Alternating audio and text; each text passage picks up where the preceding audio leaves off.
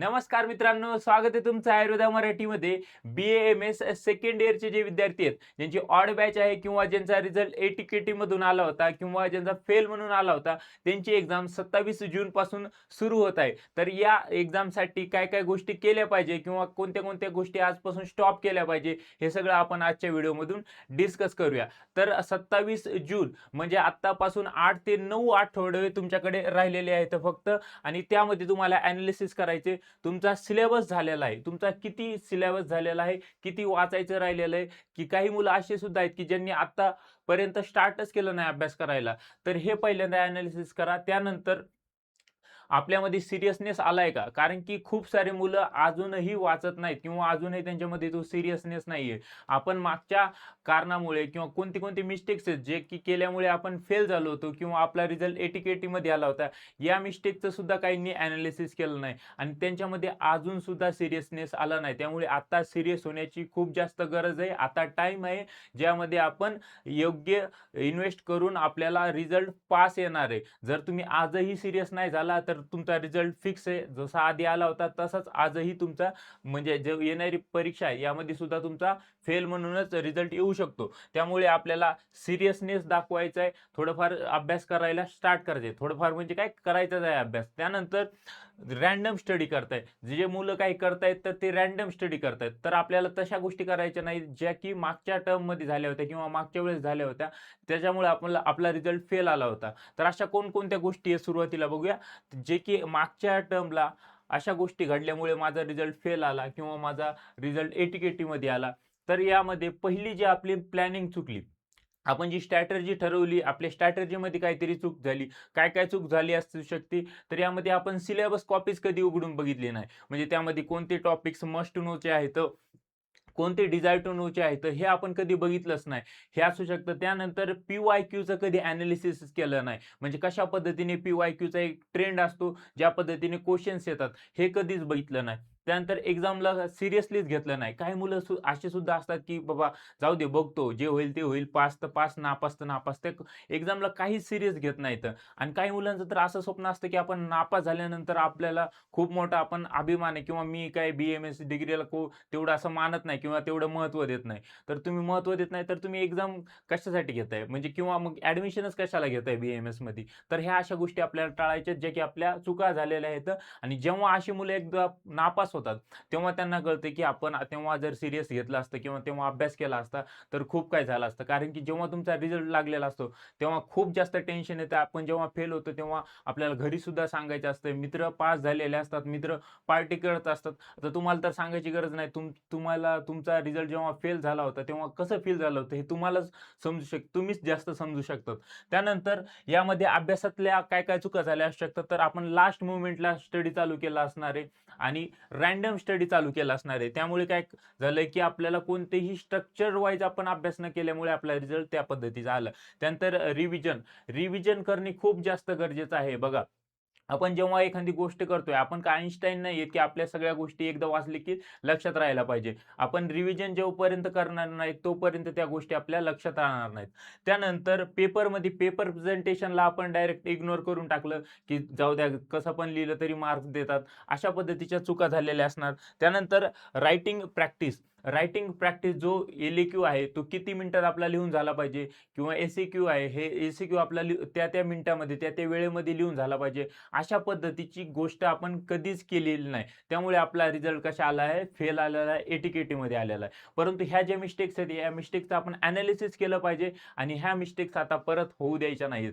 त्यामुळे आपल्याला structured planning करायचं आहे आणि सगळं प्लॅनिंग करूनच आपल्याला अभ्यास करायचा आहे. बघा, आता आपल्याला नवीन सुरुवात करायची गरज आहे आणि यामध्ये आपल्याला कोणकोणत्या गोष्टी टाळल्या पाहिजे. तर यामध्ये सर्वात महत्त्वाचं म्हणजे जे रील्स बघतोय आपण, Instagramवर टाईम वेस्ट करतोय किंवा YouTubeवरती टाईम वेस्ट करतोय. जिकडे कुठे तुम्ही टाईम वेस्ट करताय ते सर्वप्रथम बंद करा. कारण की खूप काही मुलं तर Instagramवर रील्स बघतात आणि एक रील्स बघितल्यानंतर ती दुसरी बघू वाटते, तिसरी बघू वाटते. आपलं डोपामाइन सिक्रेट होतं आणि आपला टाईम कधी गेला आपल्याला कळतच नाही. एक काय करा, एनालिसिस करा. तुमचा स्क्रीन टाईम दररोजचा किती आहे ते एकदा काढून बघा आणि तो आपण किती टाईम आपण वाचवू ठेवू शकतो, किंवा एक काम करू शकता तुम्ही, जे इंस्टाग्राम आहे त्याला तुम्ही टाइम लिमिट ठेवू शकता, की आज मी 1 तास इंस्टाग्राम बघणार आहे, अर्धा तास बघणार आहे, 15 मिनिटं बघणार आहे, आणि त्यानुसार आपल्याला सिरियसली थोडासा स्टडी चालू करायचा आहे.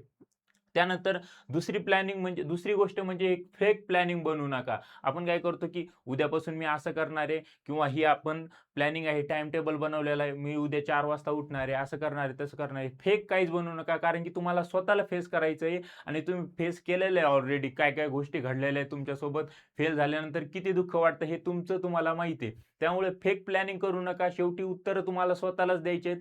तुम्ही 2च तास अभ्यास करा, परंतु तो क्वालिटी अभ्यास करा, की असं नाही अभ्यास करायचा म्हणून 6 तास बसतोय, परंतु त्यामधून आउटपुट काहीच निघत नाही. त्यामुळे क्वालिटी स्टडी करा क्वांटिटीपेक्षा. आणि तिसरं महत्त्वाचं म्हणजे उद्यापासून वाला ॲटिट्यूड जो असतो आपला, की जाऊ दे, झालं गेलं, आजचा दिवस मजा करतो आणि उद्यापासून बघतो काय बघायचंय तर. तर हा ॲटिट्यूड सोडून द्या. प्रोकास्टिनेशन म्हणजे जे काय आपण टाळायचा प्रयत्न करतो, तर हे सोडून द्या. आत्तापासून हा जो व्हिडिओ बघितला, आत्तापासूनच बसा, सिलेबस कॉपीचे ॲनालिसिस करा आणि पुढची प्लॅनिंगला स्टार्ट करा.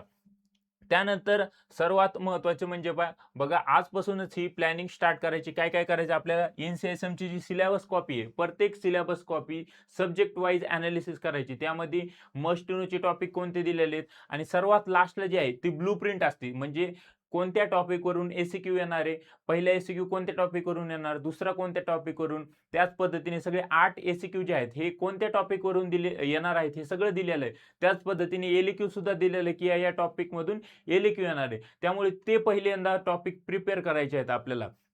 त्यानंतर सब्जेक्ट वाईज प्लॅनिंग करायची आहे. हा सब्जेक्ट मी किती तास वाचला पाहिजे? तर बघा, माझं तर असं म्हणणं असतं, की एक अवघड सब्जेक्ट जो तुम्हाला अवघड जातो तो एक घ्यायचा, आणि त्यासोबत जो इंटरेस्टिंग म्हणजे जो सोपा सब्जेक्ट आहे, जसं की स्वस्त वृत्त एकदम सोपं आहे, तर स्वस्त वृत्त आणि एक अवघड सब्जेक्ट, 2 सब्जेक्ट एका दिवसामध्ये घ्यायचे. म्हणजे 2 सेशन करायचे. त्यामध्ये मॉर्निंगचे 2 सेशन आणि इव्हनिंगचे 2 सेशन. त्यामध्ये क्वालिटी स्टडी आपला झाला पाहिजे. त्यानंतर तिसरं म्हणजे सब्जेक्ट प्रायोरिटी. आता जसं की द्रव्यगुण आहे, रसशास्त्र आहेत, ह्या सब्जेक्ट तुम्हाला आत्तापासूनच अभ्यास करावा लागतो, कारण की याच्यामध्ये ड्रग्स वाचायचे आहेत.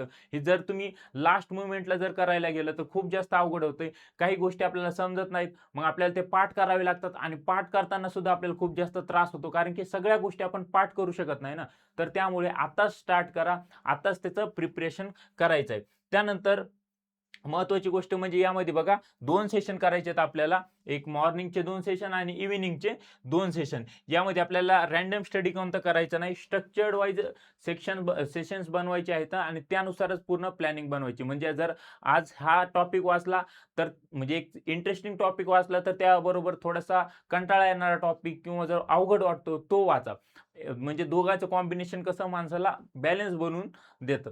त्यानंतर आता नेक्स्ट आहे जे काय आपलं रिव्हिजन आहे. रिव्हिजन खूप जास्त महत्त्वाचं. जो तुम्ही टॉपिक वाचताय तर तो 3 दिवसामध्ये रिवाईज झालाच पाहिजे. आज हा टॉपिक वाचला तर 3 दिवसानंतर त्याला रिव्हिजन मारलंच पाहिजे. अशा पद्धतीचे एक प्लॅनिंग बनवा. व्यवस्थित एक पेन पेज घ्या आणि त्यावरती लिहायचं, हा टॉपिक आज मी वाचला, याचं 3 दिवसानंतर माझं याचं रिव्हिजन करायचंच आहे. तेव्हा तुमचा तो टॉपिक परफेक्ट होईल, आणि तुम्हाला तो एक्झाममध्ये आठवण्याची गरज पडणार नाही. तुम्हाला तो डायरेक्ट लिहिता येईल. आलं लक्षात? तर हे होते काही गोष्टी जे की तुम्हाला फॉलो करायच्यात.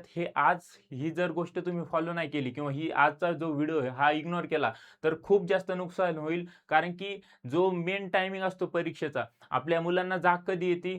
जेव्हा परीक्षा जवळ येते तेव्हा. 15 जून किंवा 10 जूनला आपल्याला जाग येते, आणि मग आपण म्हणतो की सर मला इम्पॉर्टंट क्वेश्चन्सच द्या, किंवा माझा अभ्यास झाला नाही, मला खूप एन्झायटी व्हायला लागली, मला टेन्शन यायला लागलं, मी काय करू आता? तर तेव्हा तो पिरियड नसतो करायचा, किंवा तो टाईम पण नसतो, आणि मुलं खूप घाबरून जातात. त्यामुळे आता टायमिंग आहे. आता तुम्ही प्रिपरेशन स्टार्ट केलं पाहिजे. तुमच्या परीक्षेसाठी ऑल द बेस्ट. तुम्हाला काहीही अडचण आली तर आयुर्वेदा मराठी तुमच्या सोबत आहे. Thank you so much.